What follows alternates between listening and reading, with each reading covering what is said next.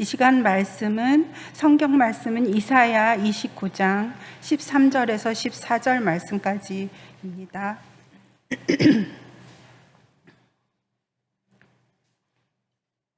주께서 이르시되 이 백성이 입으로는 나를 가까이하며 입술로는 나를 공경하나 그들의 마음은 내게서 멀리 떠났나니 그들이 나를 경외함은 사람의 계명으로 가르침을 받았을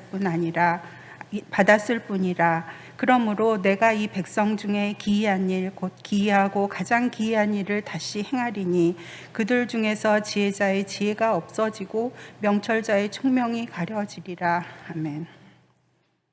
이 시간 헌신 찬송 복음 201장 이순우의 기이하고 가장 기이한 일이라는 제목으로 김민수 목사님께서 말씀 전하여 주시겠습니다. 기도하겠습니다. 우리의 작은 헌신도 기쁘게 받아주시는 주님, 이 시간 헌신할 수 있는 자리와 시간 허락해 주심에 진심으로 감사드립니다. 특별히 삼여 성민의 헌신 예배로 머리를 숙입니다. 우리 성민의 뿐만 아니라 이곳에 모인 모든 이가 주님의 뜻대로 헌신하기에 합당한 심령 될 수 있도록 주님 만들어 주시옵소서. 감사드리며 예수님의 이름으로 기도드립니다. 오늘 하나님께서 저와 여러분들에게 허락하신 말씀은 이사야서입니다. 예언서, 선지서 중에 가장 많은 분량을 차지하고 있기 때문에 이 선지서에서 가장 처음 등장하는 책입니다. 작년 8월부터 우리 담임 목사님께서 이 새벽 예배 가운데 다루셨기에 배경에 대해서는 짧게 짚고 넘어가겠습니다. 우시야 왕부터 이 히스기야 왕까지 적게는 50년 정도, 많게는 60년 정도의 기간 동안 남유다, 또 남유다를 둘러싼 그 주변 국가에 대한 하나님의 메시지를 전했던 선지자가 이 이사야입니다.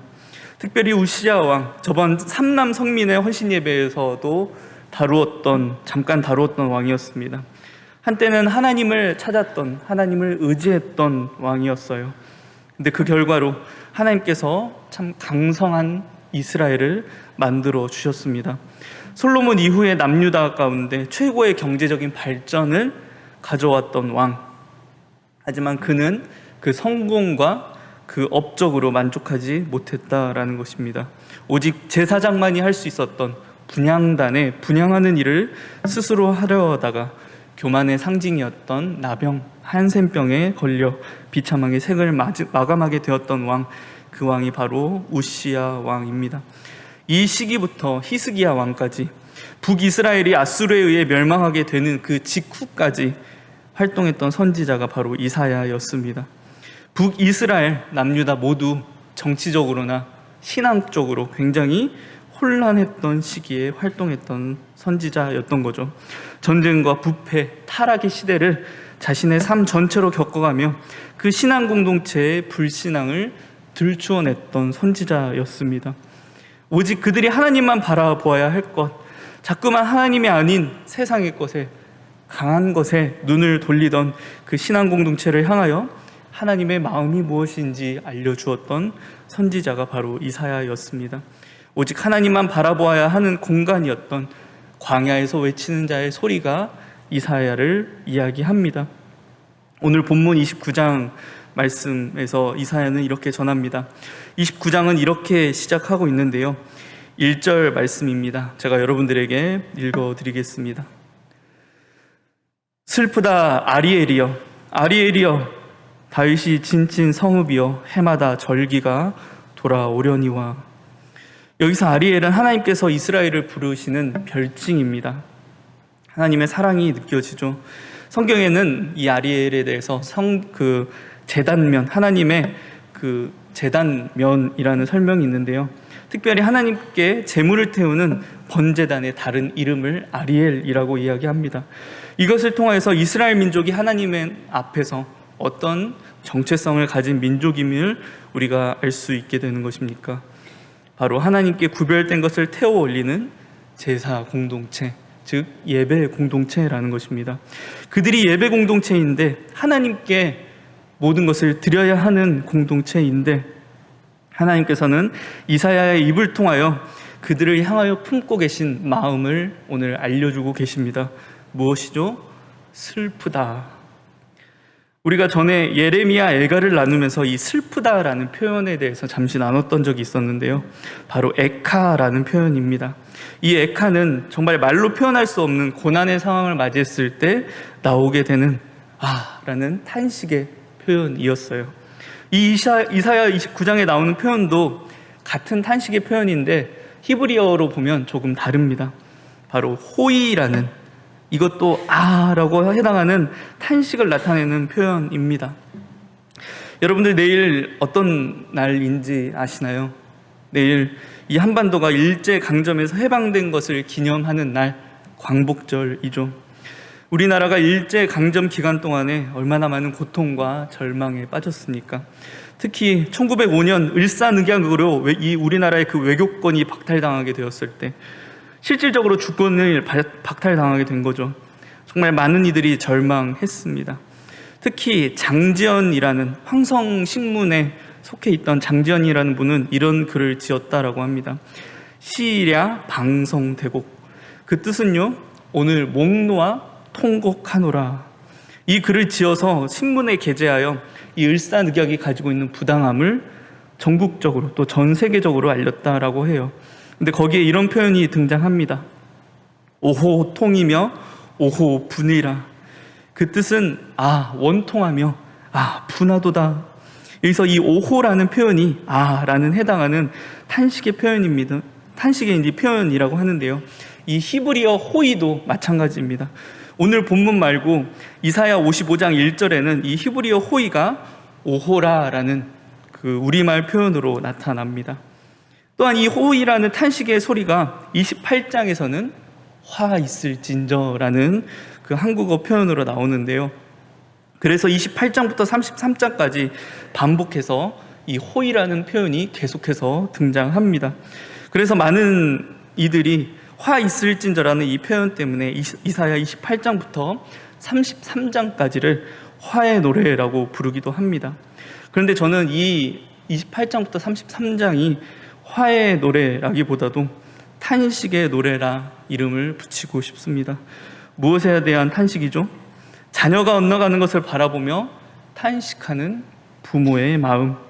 하나님을 떠나 잘못된 길로 향하는, 결국에는 멸망할 수밖에 없는 결과로 직접 걸어가고 있는 이스라엘을 바라보시며 탄식하시는 하나님의 마음이 나타난 표현, 그것이 바로 호의, 슬프다, 화 있을진저입니다.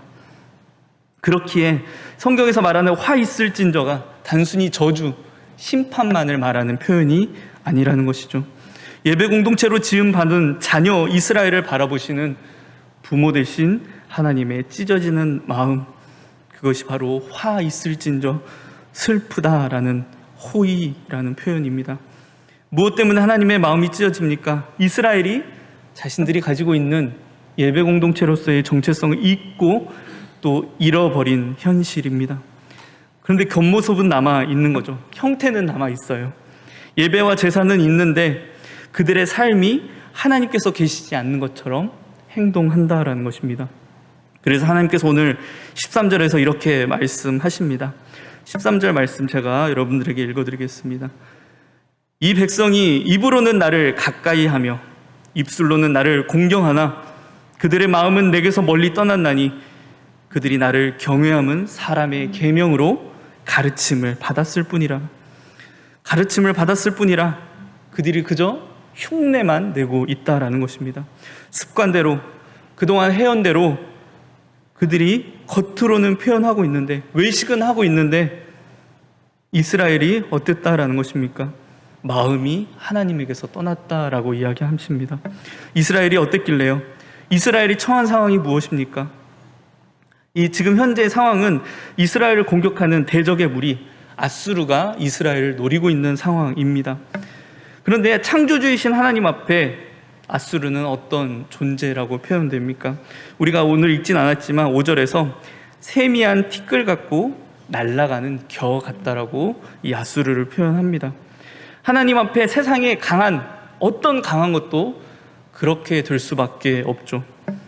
그러니 하나님께서 지키시는 그런 하나님을 의지하는 이스라엘을 삼키고자 하는 이 아수르의 참 철저한 계획은 8절 말씀에서 이렇게 나옵니다.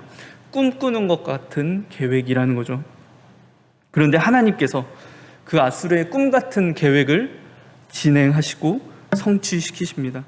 왜죠? 이스라엘의 마음이 하나님을 떠났기 때문에.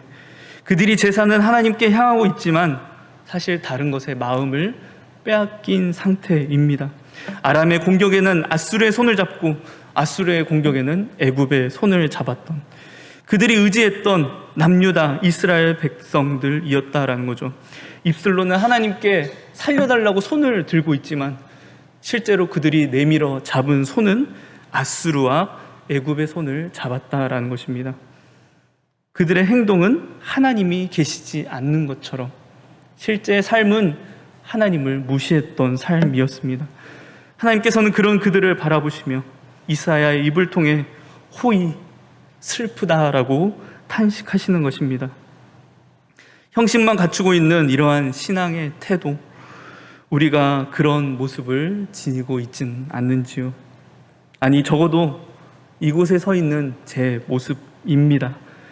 이 시간 이 자리에서 여러분들에게 말씀을 전하고 있지만 말씀을 준비했던 저에게 하나님께서 끊임없이 마음속에 하셨던 말씀이 있었습니다. 내가 이 자리에서 전하고자 하는 말, 사실 너한테 하는 이야기다. 하나님께서 끊임없이 이 말씀으로 제 마음을 두드리시고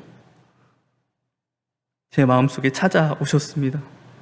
그래서 말씀을 준비하면서 기도하며 제 자신을 돌아보니까요, 제 마음속의 상황들, 생각들이 이랬더라고요. 점점 악해지는 세상을 바라보며, 특히 저 러시아와 우크라이나의 그 전쟁을 바라보며 하나님께 서운한 마음이 드는 거예요. 그리고 이번에 내렸던 그 폭우, 그 가운데서 접했던 안타까운 뉴스들, 또 그 가운데 있었던 성도의 상황들을 바라보며 고민이 생깁니다. 하나님은 선하신데 하나님께서 계획하시는 모든 일은 선한 계획이 있는 것은 제 입술로는 고백을 합니다. 인정은 제 입술로는 인정을 해요. 근데 제 마음이 그것을 받아들이지 못하는 것입니다. 이 세상에 있는 많은 문제들 좀 하나님께서 개입하셔서 전능하신 그분이 일하셔서 그분의 오른손으로 해결해 주시면 좋을 것 같은데, 정말 이런 방법으로 이렇게 해결해 주시면 좋을 것 같은데, 그래서 이것이 선일 것 같은데 라는 생각이 한동안 제 자신을 찾아왔다라는 것입니다. 그런데 제 착각인 거예요. 제가 하나님의 마음으로, 하나님의 눈으로, 하나님의 기준으로 세상을 바라보고 사건들을 바라보아야 하는데, 제가 전하는 말씀에는, 여러분들에게 전하는 말씀에는 그 메시지가 담겨 있는데 실제 상황들 앞에서, 사건들 앞에서는 내 바램, 제 기대, 제가 정한 도덕성으로 하나님은 이런 분이어야 한다라고 하나님께 요구하고 강요하고 있었다라는 것입니다. 그러면서 세상에 내 맘에 들어오지 않는 이들을 향하여 복음이 아니라, 사랑이 아니라 심판과 미움의 메시지들이 계속해서 흘러나왔다라는 것입니다. 오늘 중고등부 우리 학생들에게 마태복음 24장 마지막 때에 대한 말씀을 우리 학생들과 나눴는데요. 마지막 때의 가장 큰 특징이 무엇이라고 이야기합니까? 바로 사랑이 식어지는 것입니다. 하나님에 대한 사랑과 동시에 이웃에 대한 사랑이 식어지는 상황들. 그렇기에 주님께서 상황이 식어질 것을, 사랑이 식어질 것을 미리 아셨던 주님이 미리 경고하셨습니다. 우리에게 미혹받지 말라라고 말씀하셨습니다. 그런데 세상은 더욱 미워하고 혐오하고 너희가 두려워할 수밖에 없어. 하지만 너희는 그러지 말라. 그래서 끝까지 견디는 자는 구원을 받을 것이다 라고 주님은 말씀하셨습니다. 근데 여기서 견디다라는 이 헬라어 말 안에는 머물다라는 그 다른 의미가 숨어 있거든요. 그러니까 끝까지 견디는 것이 내 힘으로 하는 것이 아닙니다. 주님 안에서 주님께서 주시는 힘으로 견디어 낸다라는 거예요. 무엇으로요? 말씀으로 말입니다. 요한복음 15장 7절 말씀인데요. 주님께서 우리에게 하시는 말씀입니다. 제가 여러분들 우리 한 목소리로 함께 읽어보겠습니다.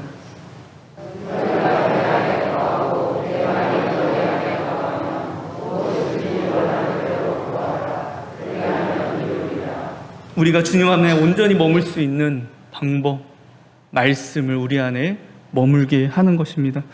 이 시간 저와 여러분들 주님 안에 온전히 머물 수 있는, 오늘 주신 하나님의 말씀이 우리 안에 온전히 머물 수 있는 저와 여러분들 되었으면 좋겠습니다. 주께서 발견케 하신 저의 모습은 그렇지 못했습니다. 내가 주님 안에 들어가서 주님의 뜻대로 생각하고 주님의 뜻대로 행동해야 하는데 그저 주를 옆에 세워두고 내가 바라고 원하는 모습으로 주를 꾸며내기에 바빴다라는 거죠. 내 생각, 내 계획, 내 도덕성이 하나님보다 앞서게 되는, 제가 여러분들에게 계속해서 말씀드렸던 자기중심적 신앙의 모습이 여러분 앞에 서 있는 저의 모습입니다. 말씀을 준비하며 하나님은 그 죄성을 발견하게 하셨습니다.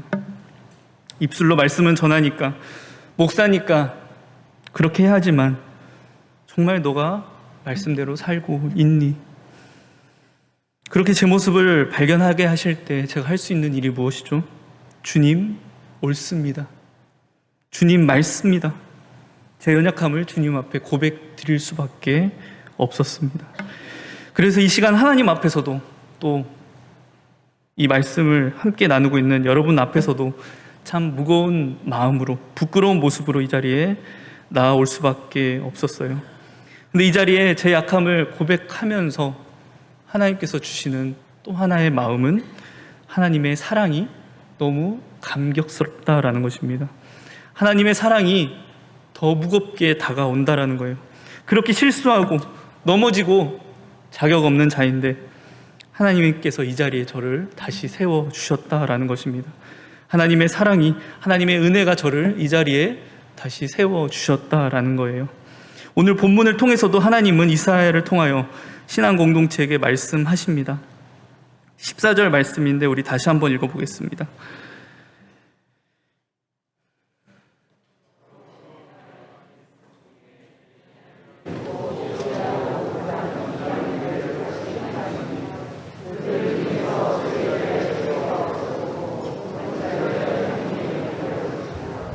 사실 이 말씀은 심판에 대한 말씀입니다.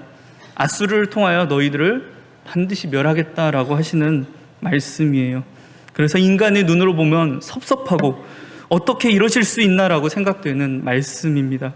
근데 이 심판의 메시지 안에 하나님의 은혜가 담겨 있습니다. 어떤 표현들이 있죠? 내가 이 백성 중에 또 다시, 하나님께서 심판하시고 벌하시는데요, 이렇게까지 말씀하시지 않는다라는 겁니다. 너희 정말 질린다. 너희 정말 지긋지긋하다. 너희를 도저히 내 마음에 수용하기가 어렵다. 더 참을 수 없다라는 말씀들이 없다라는 거예요. 내가 비록 아수르를 사용하여 너를 벌하지만 버리시지 않는 것이 하나님의 사랑입니다. 비록 제 자신을 발견하게 하셔서 참 부끄럽게 하셨지만 이 자리에 다시 세워주시는 것처럼 하나님은 이스라엘을 끝까지 놓지 않으신다라는 것입니다. 그것이 기이한 일입니다. 인간이 이해할 수 없는 하나님의 은혜라는 것입니다. 우리는 하나님을 버렸지만, 우리의 마음은 하나님을 떠났지만 그런 우리들을 끝까지 붙잡고 놓지 않으시는 분이 하나님이시라는 것, 그분이 가진 사랑의 크기가, 그 은혜의 크기가 이 시간 저와 여러분들에게 감격이고 은혜로 다가왔으면 좋겠습니다. 우리가 또 세상을 쫓아 살아가면서 하나님을 탄식하게 만들고 하나님의 영광을 가려도요, 하나님은 여전히 저와 여러분들을 놓지 않으시는 하나님, 우리를 버리지 않으시고 다시 고쳐서 만들어서 살려서 복 주시는 하나님을 믿음으로 고백할 수 있는 저와 여러분들 되길 소망합니다. 그 하나님을 이 시간 경험하여 만날 수 있는, 그 하나님과 정말 소통할 수 있는 우리 되기를 소망합니다. 혹시 지난 한 주 혹은 몇 주간, 몇 달간 이 2022년도를 지나오며 저와 같은 모습을 가지고서 입술로는 하나님의 선하심을 고백하면서도 내 생각과 마음과 행함으로 하나님이 없이, 하나님이 없는 것처럼 살아오셨던 분들은 혹시 없으셨던지요?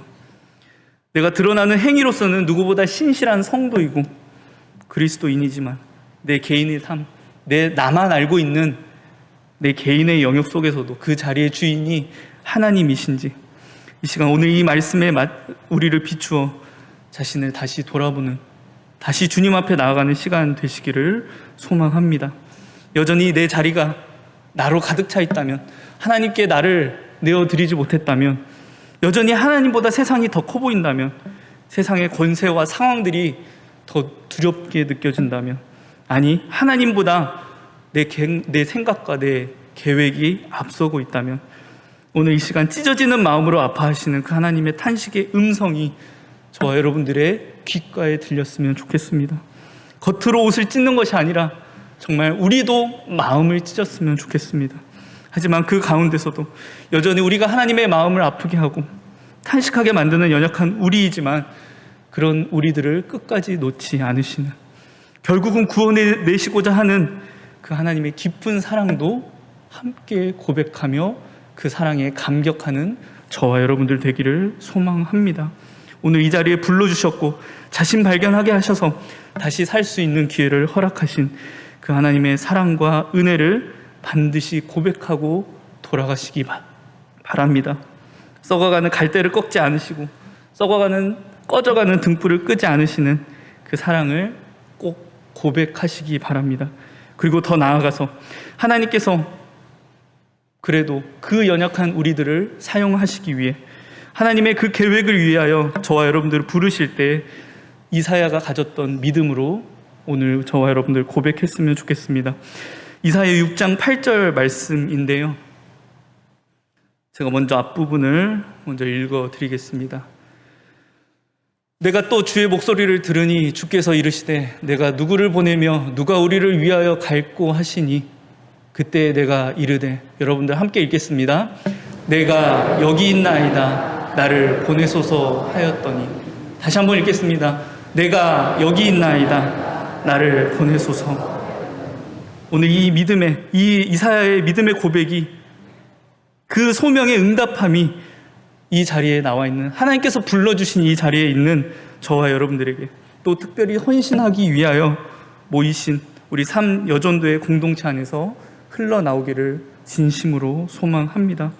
참 교회 전반적으로 여러분들의 이름을 한 분 한 분 보는데요, 교회 전반적으로 많은 사역의 자리와 활동의 자리에 참여하고 있는 것을 볼 수 있었습니다. 그래서 많은 이들에게는 여러분들이 참 신앙의 본이라고 할 수 있는데요, 정말 그런데 여기서 더 나아가 소망하기로는 이 교회 공동체뿐만 아니라 여러분들이 속한 가정 공동체 안에서, 또 여러분들이 속해 있는 그 세상의 많은 영역들 안에서 하나님의 마음을 전달할 수 있는, 하나님의 참 신앙의 본을 볼 수 있는 여러분들이 되기를 주님의 이름으로 축원드립니다. 여러분들이 지탱하는 가정들, 여러분들을 만나는 모든 사람들이 여러분들을 만날 때 하나님을 만날 수 있도록, 여러분들을 만날 때 참 하나님을 믿지 못하는 불신앙 속에서 참 신앙의 본을 느낄 수 있는 그런 참 신앙의 본이 여러분들에게서 세워지기를 진심으로 소망합니다. 그래서 이사야가 광야에서 외치는 자의 소리를 감당했던 것처럼, 그 시대의 불신앙을 비추며 하나님의 탄식의 음색을 전했던 것처럼, 우리 삼여전도 지체 모두가, 또 이곳에 모인 저와 여러분들 모두가 그 사명 감당할 수 있게 되기를 주님의 이름으로 축원드립니다. 시간 기도하겠습니다. 우리 주님 앞에 우리의 모습을 솔직하게 고백했으면 좋겠습니다.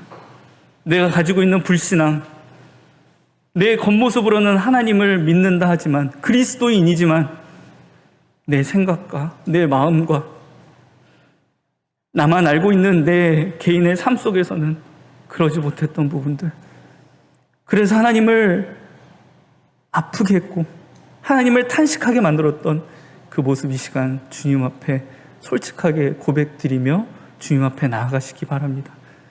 그리고 그 동시에 그럼에도 불구하고 나를 이 시간 불러주신, 그럼에도 불구하고 은혜로 나를 이 시간 세워주신 그 하나님의 사랑을, 하나님의 그 변치 않은 은혜를 함께 고백하는 저와 여러분들 되기를 소망합니다. 이 시간 우리 그 마음으로 함께 주님 앞에 기도하며 나아가겠습니다.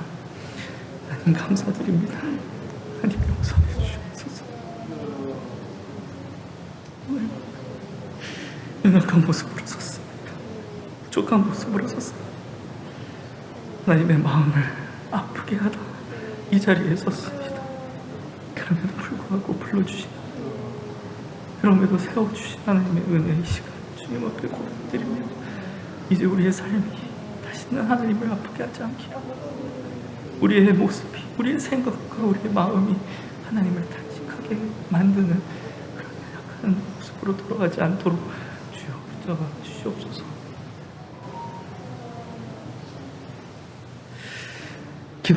기도하겠습니다. 이 시간 우리의 작은 헌신을 다시 한번 기쁘게 받아주신 주님, 우리의 연약함을, 우리의 불신앙을, 하나님의 마음을 아프게 했음을, 하나님을 탄식하게 하는 그런 우리의 연약함을 주님 앞에 고백드립니다. 주님 용서하여 주시옵소서. 이제 우리 다시 주님 앞에 나아갑니다. 주님께서 은혜로 받아주심을 믿고 사랑으로 품어주심을 믿고 우리 다시 주님의 품 안으로 들어갑니다. 주님, 우리의 불신앙이 이제는 다시 정말 고침받고, 다시 우리가 회개함으로, 시인하고 회개함으로 주님 앞에 다시 고침받아서 정말 주님 사용하시기에 좋은 정말 복음의 도구로 우리 변화될 수 있도록 주님 인도하여 주시옵소서. 감사드리며 예수님의 이름으로 기도드립니다. 아멘.